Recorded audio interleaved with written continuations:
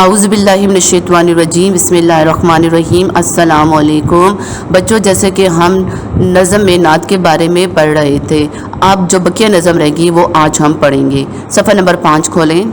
Okay.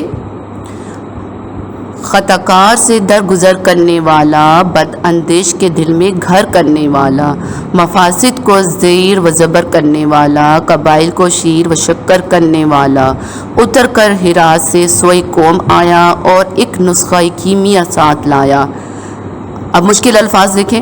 خطاکار کہتے ہیں غلطی کرنے والا، درگزر کہتے ہیں معاف کرنے کو، بد اندیش کا مطلب ہے برا چاہنے والا، مفاسد کا مطلب ہے خرابیاں، شیر و شکر کا مطلب ہے مل جانا یا ملانا، اور نسخہ کیمیا یہاں سے مراد قرآن مجید ہے۔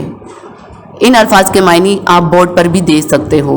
اب آپ میں ان کا مطلب سمجھاتی ہوں۔ نبی کریم صلی اللہ علیہ وسلم قصور والوں کی خطائی معاف فرما دیتے تھے۔ اگر کوئی انسان غلطی کرتا تو آپ صلی اللہ علیہ وسلم ان کو معاف فرما دیتے تھے اور اسے درگزر کرتے تھے۔ بڑے سے بڑا بدنیت بھی آپ وسلم کے اخلاق کو دیکھ کر آپ سے محبت کرنے لگتا۔ آپ نے دنیا میں تشریف لا کر ہر قسم کی برائیاں دور کر دی اور آپس میں لڑنے جھگڑنے والے قبیلوں کو ایک ملا دیا۔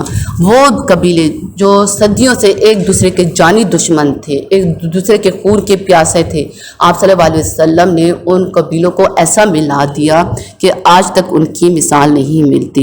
یہ ساری تبدیلی اس وقت سے شروع ہوئی جب آپ سلم خیر ہرا سے قرآن کی صورت میں اللہ تعالیٰ کا پیغام لے کر آئے۔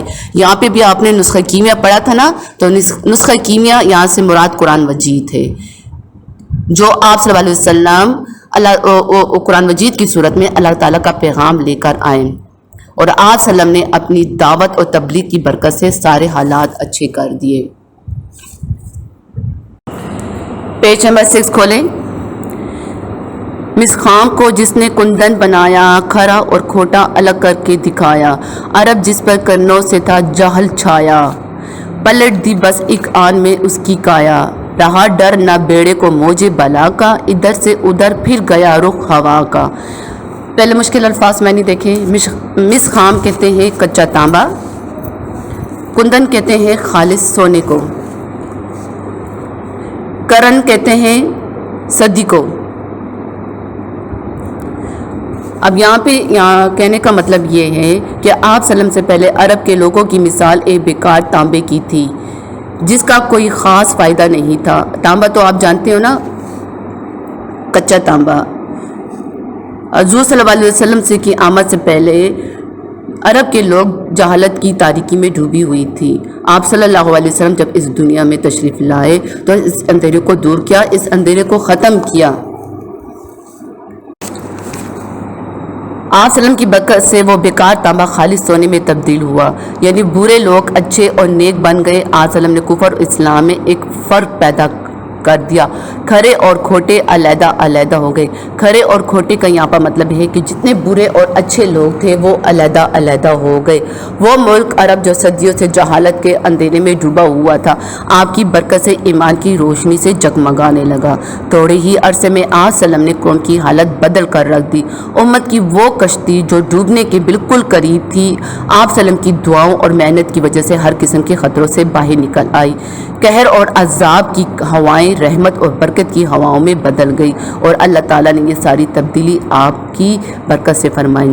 جیسے کہ میں نے پچھلے سبق میں بھی آپ سے کہا تھا کہ حضور صلی اللہ علیہ وسلم کی آمد سے عرب کے لوگ جہالت میں ڈوبے ہوئے تھے۔ ہر کوئی شخص برائی میں مبتلا تھا، گناہوں میں مبتلا تھا، بیٹیوں کو زندہ گاڑ دیتے تھے، بڑوں کا ادب نہیں تھا، غلاموں پر ظلم ستم کیا جاتا تھا، یتیموں کا بھی کوئی خیال رکھا نہیں جاتا تھا، غریبوں کے ساتھ بھی کوئی اچھا سلوک نہیں تھا۔ لیکن جب آپ صلی اللہ علیہ وسلم اس دنیا میں تشریف لائے تو آج صلی اللہ علیہ وسلم نے یہ تمام برائیوں کو دور کیا، تمام انسانوں کو، تمام مسلمانوں کو اللہ تعالیٰ کی کتاب کی ہدایت دی، تمام لوگوں کو سیدھا راستہ دکھایا۔ ٹھیک ہے، یہ تھا آج کا ہمارا سبق، اور اچھا دوسری بات یہ بچوں، بورڈ پر میں نے کچھ خوش خط الفاظ دیے ہوئے ہیں، وہ آپ اپنی رف کاپی پر اسے لکھنے کی کوشش کریں۔